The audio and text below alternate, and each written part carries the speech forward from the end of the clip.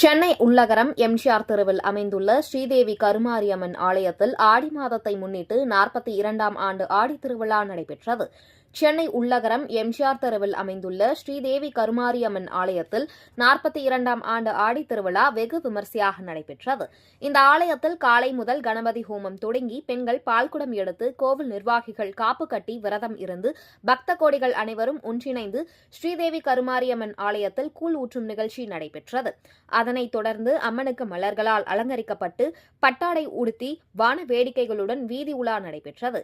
இந்த நிகழ்ச்சியில் 185வது வட்ட மாமன்ற உறுப்பினர் ஷர்மிளா தேவி திவாகர், வட்ட செயலாளர் ஜே திவாகர் மற்றும் கழக நிர்வாகிகள் கலந்து கொண்டனர். இந்த நிகழ்ச்சியை ஆலய நிர்வாகிகள் வெகு சிறப்பாக வழி நடத்தினர்.